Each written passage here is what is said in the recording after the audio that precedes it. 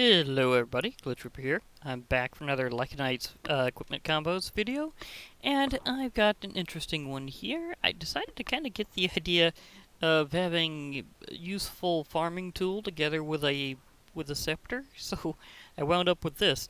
It's Druid's Crook, because I mean, come on, this the tail really makes it look like it has like the whole thing's a crook. You know, one of those uh, curved tools you use to grab leaves, uh, often found in skyblock packs.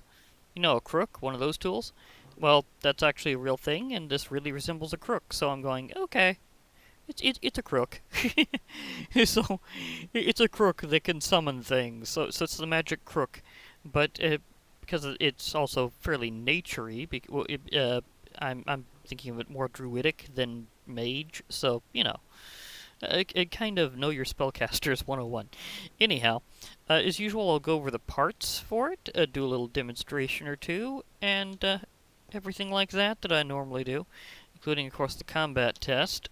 This time, I'll try to remember to be more summony, so we'll see about that.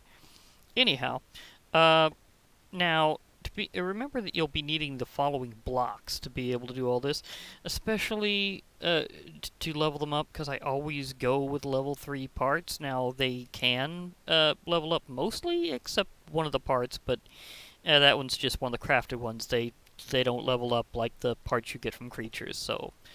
Oh well, I mean, at least it lets you use scepters, so bit of a trait. Anyhow, to get the lesser equipment forge, you'll need a crafting table with a wooden axe. To get the greater equipment forge, you add an iron block to that. And to get the master equipment forge, which is the best and the only one you ever really need because it can do all parts and not downgrade anything, you take a greater equipment forge and add a diamond block to it. Now, the equipment infuser that allows you to level up your parts is a lesser equipment forge surrounded by lapis lazuli in the crafting grid. That's 8 pieces, not just one. I put that there as a reminder. I say that every time, but it's worth repeating. Anyhow, you can see it has various looks as I've got it displayed. This time we're not getting quite as much of a size distortion, but some of my recent things have been looking a lot bigger in these Thaumcraft pedestals for some reason. I mean, they look much nicer on the table than usual, too, so bit of a contradiction. Well, alter, you know. But anyhow, as for the parts you'll be needing to get to it, you'll be needing a sylph wing. They, again, like hanging out in the ether, so if you got that mod, they will show up there all the time. Otherwise, they show up around structures, like, for example, strongholds. So, as you're out exploring your stronghold to find the end, you'll probably be winding up fighting sylphs. So, always a good location to do so. And their wings are valuable for more than one reason, because they do give access to pommels, and also sometimes do this ether wave ring on hit, which can roast your enemies a tad with the smite condition. So, it will also cook for you. Isn't that handy? I mean, I wanted to make it at least a little bit of a multi-tool. But in this case, the pommel is particularly important because it's how it's a crook. The Pseudoremu Stinger. They will be found only in deserts, but they're the very obvious large scorpion things, so you'll be trying to take them out for their stingers. They not only slow down and hunger the target, but they also harvest as a hoe and shears, which is pretty much the big deal on this particular design, because I really wanted one that could be used as some kinds of tools. So, to be able to do your farming job, you've got access to your tool parts here. Only as hoe and shears, and remember, for right now, I don't think you can shear leaves to collect them whole. But you can, however, get a decent range of them, because both of these harvest types here have a 3x2x2 area, so you can quickly take down a tree. Also, in most modern Minecraft that we have right now, they've officially made hoes, the tools to take down soft plants quickly.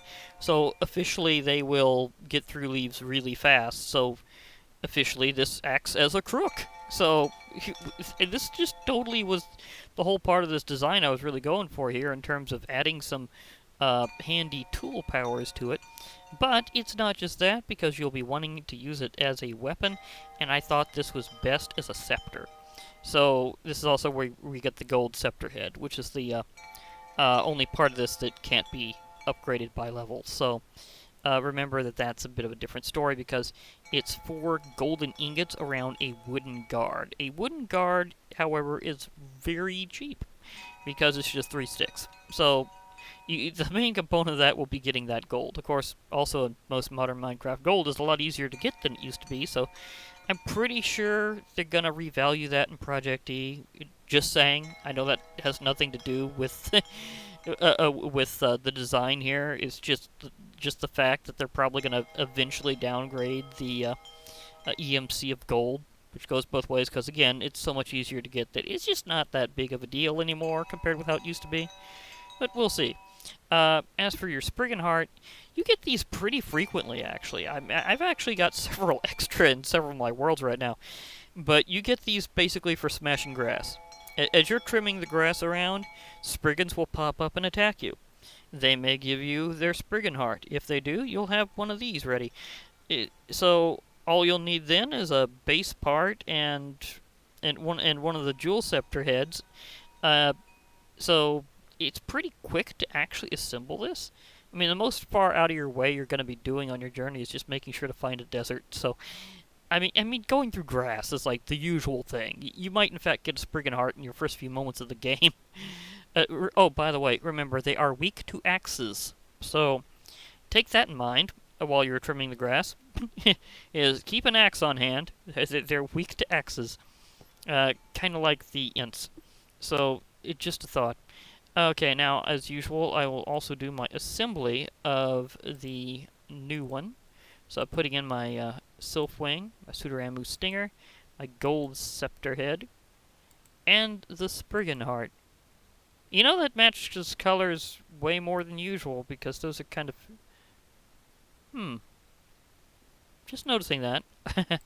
But that really did match colors way more than usual. It's like this one was just waiting for me to make it. Funny thought. Or rather appropriate. I'm not entirely sure. But it's the Druids Crook. So, as you can see, we have the identical pieces here in terms of our equipment. Now, to get on with the demonstrations, preferably in survival. Also, I've recently found something out that I'm not entirely sure if it does it for other things, and if that's the reason why I was able to place some very specific items in the past. And oh, it's a lizard that got regen from that nymph. That's an interesting little consequence. I mean, they do make anything nearby gain regeneration. That's a very broad ability to them. It's not just like players. That is like any mob. And I was looking for some sheep because I was wondering if I could possibly pull off a fast one and snip the sheep before the beam hits them. Because this does have the summoning projectile, and it has the life drain beam.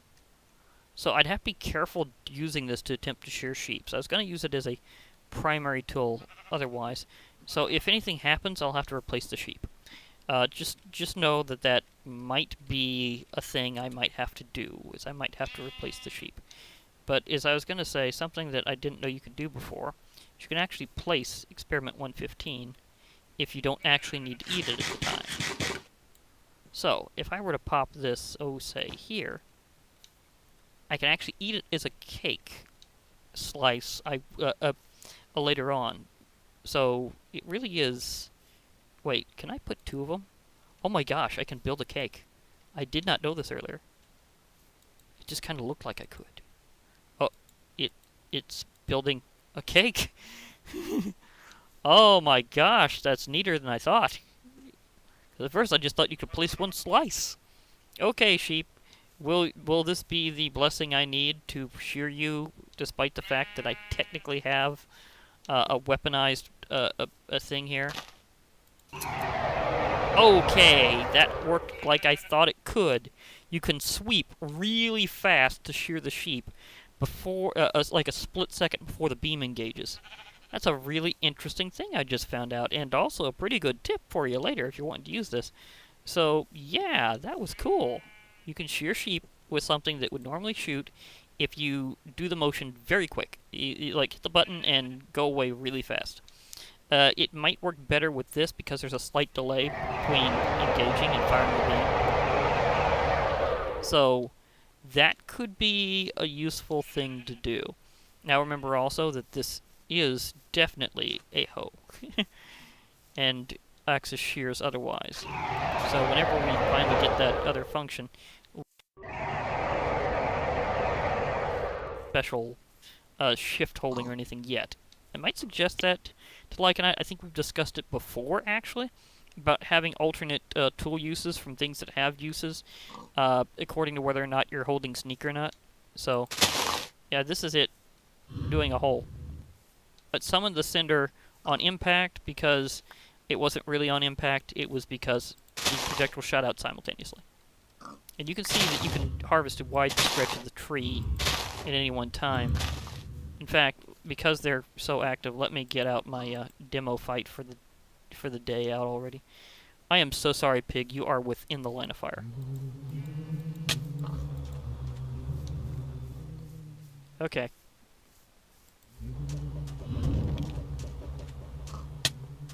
And this is where you get most of your damage. Well, you can also hit my face, so you get drained first. Okay. Get drained.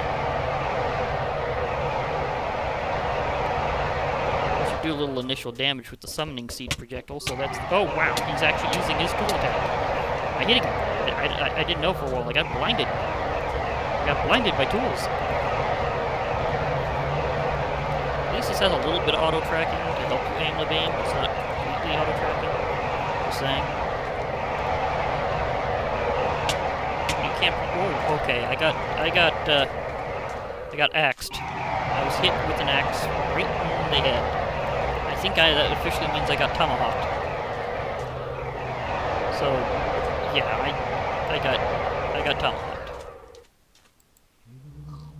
But then I got the Cinder to roast him.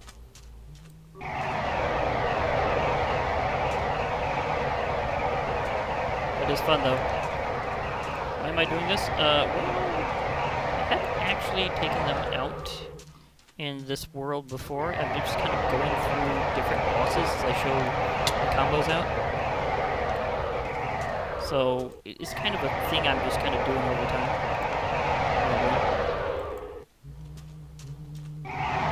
And did you notice the Cinder that was about to roast me? Apparently not, because you got roasted. Ah, gotcha. Ouch. Okay, admittedly, that was my fault. I dove through. I was trying to push forward, and stuff happened. We'll also auto-lock to the next. So, just so you know how the beam works. If one gets in the way of another, that will happen. Okay, I got a few direct drops. Plus, I got the chest. Hello. Okay, got the Phantom Plate. But here's the fully enchanted one. Definitely want that, is one of my prizes. Ooh, Phantom Helm. It's never lost on death. Blast Protection 3. Electrostatic Aura 1 and Fire Protection 2. Okay. I think that's the cooler one. Knightly Pick, but a Knight Phantom Trophy. Yes. Magnet 2. Experience Boost. Oh, gosh. Pardon me for enjoying the fact that I've got things with various levels of awesome on them automatically. Of course, to be fair, Night Metal tools are cool anyhow. That is a Night Metal Pick. Night Metal Pick. Knightly Axe. You know, I was just talking about chopping down trees. Knightly Pick. I'll just take it all. Sort it out with my loot chest later. Yep, it cannot be used very well that way. Okay, now you're probably wondering what's the big deal after that. Well, one of the big obvious things is, and now that I've done that, I can locate where my cake is. And just have a bit of cake. I know, I'm holding my Experiment 115 as well, but I really want to have it. It's the, there it is. It's the cake, because I didn't use this feature before, where I can take slices off by munching it. So this might be a combat location for a while, because I can just very gradually eat it. Double place because of that thing. Okay, that happened. But on the other hand, maybe I could just place them down and just make like a row of cake. Yeah, just a row of 115 cake. Well, that math didn't fully work out. Look at this, folks. We have fractions. But apparently that's like 8 slices to a full cake block, because it's like 2 per quarter corner. So that's 8 overall. So interesting. We just learned some new cake math, folks. So anyhow, this has been Druid's Crook, a useful tool for doing a bit of gardening, including possibly shearing sheep if you're agile enough to not hurt the sheep. Just remember to sweep. Also very good at clearing out tree leaves and other plants. In fact, let me see if it'll do that with these here properly. Yeah, it will. It'll do a whole little area at once. So that's extremely useful.